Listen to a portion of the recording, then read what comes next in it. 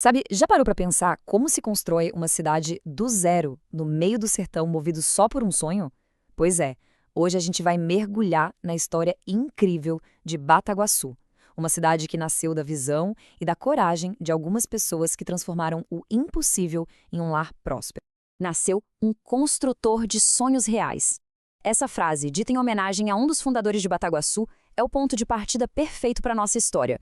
Porque, no fundo, essa não é só a história de como se ergue uma cidade. É sobre como se materializa um sonho. Vamos entender como tudo isso aconteceu? E tudo começa com uma figura que a gente talvez não esperasse, um industrial europeu fugindo da guerra, que olhou para o coração do Brasil e enxergou a chance de construir algo totalmente novo, algo que durasse. E esse homem era Jan Antonín Bata, conhecido como o Rei do Calçado lá na Tchecoslováquia. Ele foi forçado a fugir por causa da perseguição nazista, encontrou refúgio aqui no Brasil e lá em 1942, às margens do Rio Pardo, ele decidiu que ali nasceria uma cidade com o seu nome, Bataguaçu.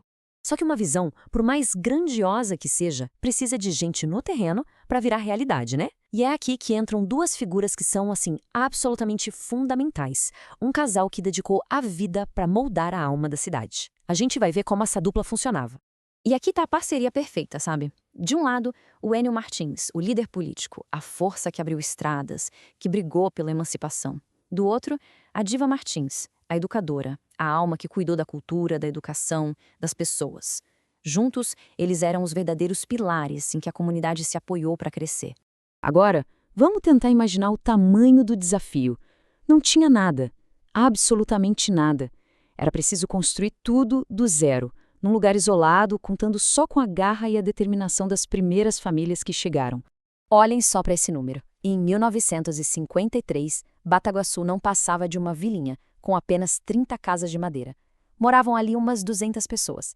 É um começo incrivelmente humilde que dá a dimensão exata do que foi construído depois. E a vida não era nada fácil, viu? A luz elétrica só funcionava por 4 horinhas, das 6 às 10 da noite. A primeira escola era um salão de madeira bem simples. E o padre? O padre aparecia uma vez por ano e chegava a cavalo. Isso exigia uma resiliência, um espírito de comunidade que hoje em dia é até difícil de imaginar. E essa frase aqui, ela revela o nível de sacrifício pessoal que estava envolvido. Não tinha veículo da prefeitura, nada disso. O próprio Enio Martins usava o caminhão dele para levar trabalhador, para levar material para as obras da cidade. Era um projeto construído com o que eles tinham, com uma dedicação imensa. E enquanto o Enio construía a cidade física, a Diva construía a base intelectual. Ela começou dando aula na fazenda. Depois virou diretora da primeira escola. Ela mesma escreveu o livro didático que as crianças usavam porque não tinha material sobre a região. E ainda fundou a biblioteca. É um legado educacional gigantesco. Tá, então a grande questão é: como é que todo esse esforço inicial, essa luta diária, se transformou na cidade próspera que Bataguaçu é hoje? Vamos conectar esses pontos agora. Politicamente, a liderança do Enio foi o que virou o jogo.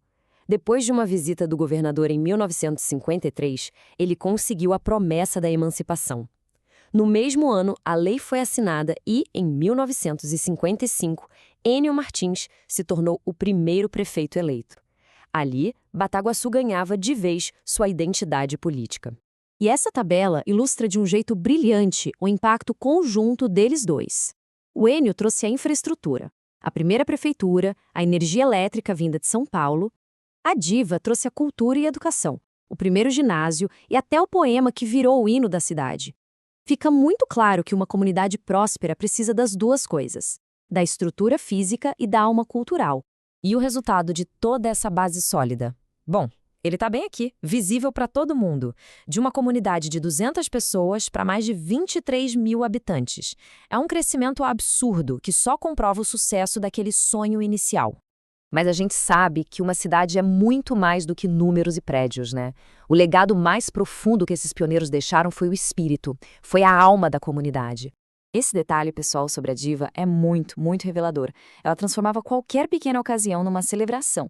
E esse espírito de união, de valorizar a família, a comunidade, acabou virando parte do DNA de Bataguaçu. Não era só sobre trabalhar duro, era sobre viver junto. E o mais bonito é que esse legado continua de forma bem concreta. Um dos maiores sonhos da diva era criar uma creche, para que as mães pudessem trabalhar tranquilas. E hoje, a Casa da Vovó Diva é um centro de educação infantil que mantém esse ideal dela vivo, cuidando das novas gerações. A história de Bataguaçu acaba fazendo a gente pensar, né? O que é que realmente constrói o espírito de um lugar? São as grandes obras, o crescimento econômico? Ou são os valores, as histórias e a dedicação das pessoas que chamam aquele lugar de lar? A resposta talvez esteja nessa homenagem ao Ennio Martins. O espírito de uma cidade não se constrói com palavras vazias, mas com obras, com estradas, com escolas e, acima de tudo, com uma comunidade unida pela coragem e por um sonho. O legado dos pioneiros de Bataguaçu não está só nos livros de história. Está em cada rua, em cada praça e na alma de quem vive lá.